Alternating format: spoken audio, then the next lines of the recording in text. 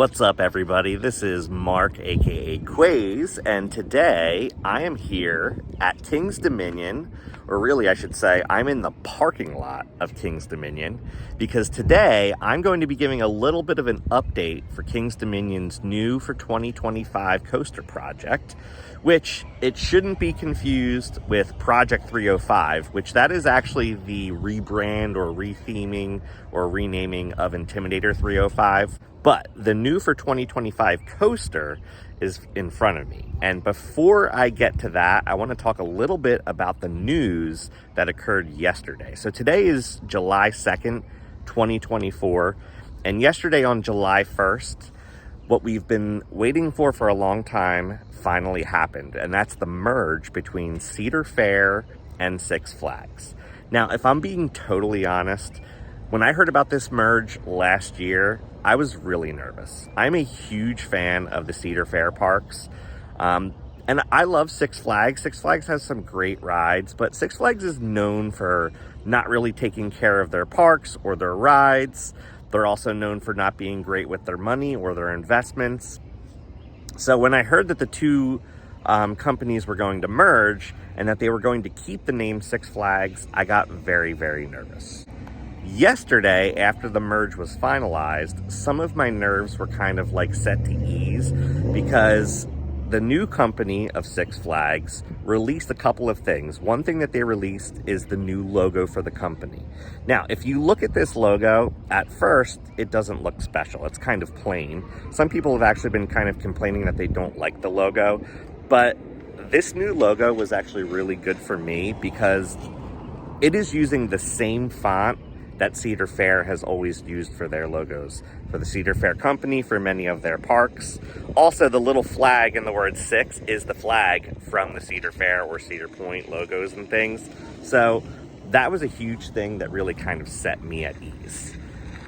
One of the main reasons why this set me at ease is because it shows that Cedar Fair, or the leadership at Cedar Fair, is kind of in control here. And they've confirmed that the CEO from Cedar Fair is going to be the CEO of the new company. The CEO from Six Flags is going to be working as one of the directors or the head of the directors of the board of directors. And then I also believe that the CFO from Cedar Fair is going to be the CFO of the new company. Some other things too, the headquarters of the company is going to be in Charlotte. That's where the Cedar Fair headquarters is, right near Carowinds. They're also going to continue to use some of the offices in Sandusky near Cedar Point. And it looks like the offices or headquarters of Six Flags in Texas is going to be vacated. So a lot of the leadership from Cedar Fair is taking over. When the merge happened, I believe that Cedar Fair also took over 51% of the company.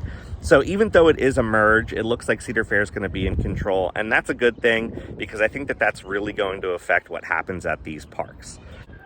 One other key thing to note about the Six Flags and Cedar Fair merge is that if you take a look at the new map that has been released by the company, the Cedar Fair parks are not going to be changing their names, at least not for now. And I think that that's actually a great thing. I really would hate the idea of having Six Flags Cedar Point or like Six Flags Dorney Park. So I love that that's going to stay, at least for now. In fact, I actually kind of think that you'll probably start to see a lot of the old Six Flags names disappear from the park names. Like, I think Magic Mountain would be great, or Great Adventure would be a great name for that park.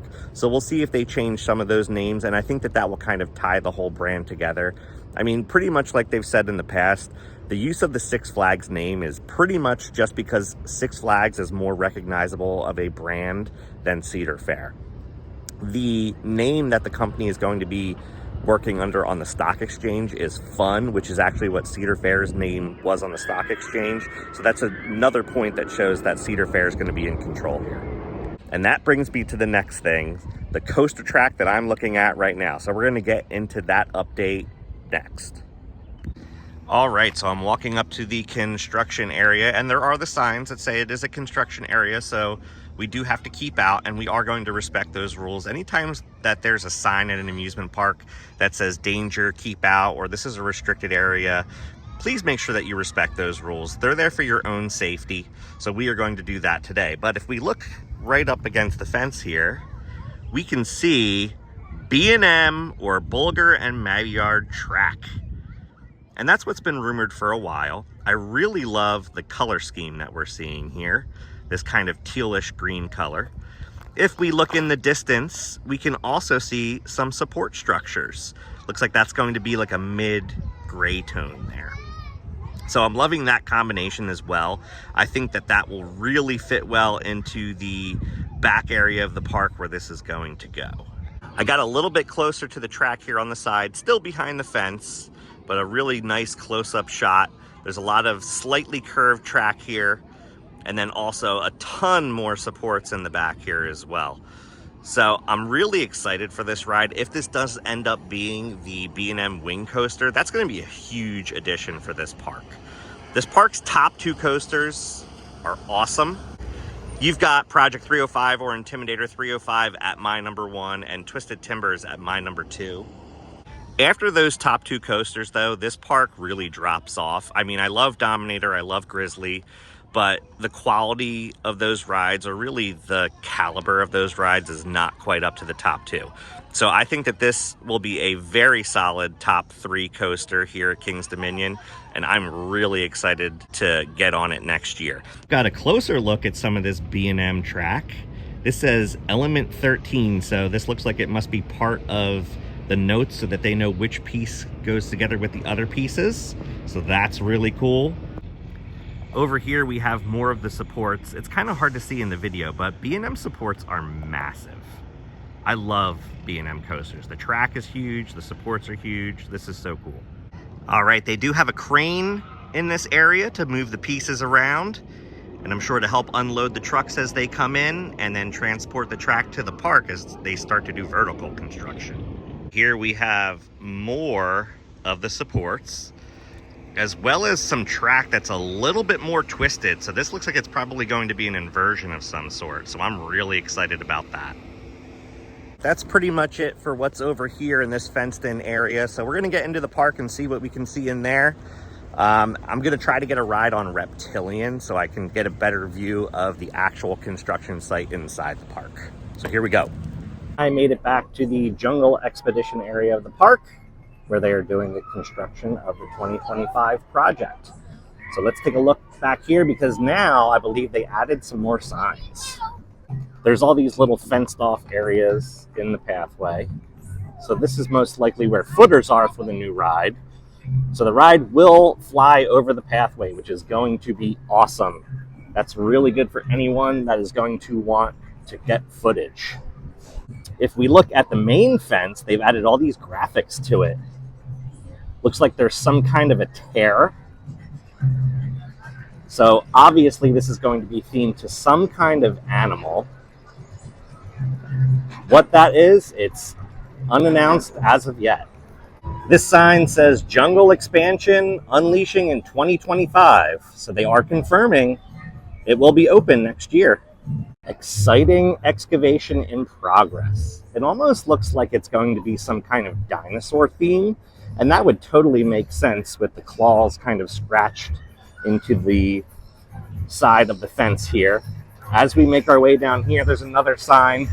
This one says Uncovering Something Big. Yeah, this definitely sounds like something with dinosaurs to me. That to me is a clue that it's going to be the Wing Coaster. Since I'm over here, let's get a ride on Reptilian so that we can get up a little bit higher and get some views of the actual construction site. All right, so I just got off of Reptilian, and you can see quite a bit of the construction site up there.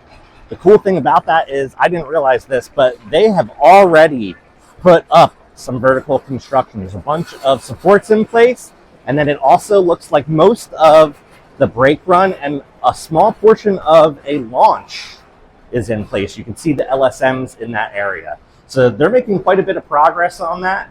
I'm excited to see where they go with that as time goes. But I think that's going to be it for today, everyone. So thanks for watching, and until next time, keep on coasting.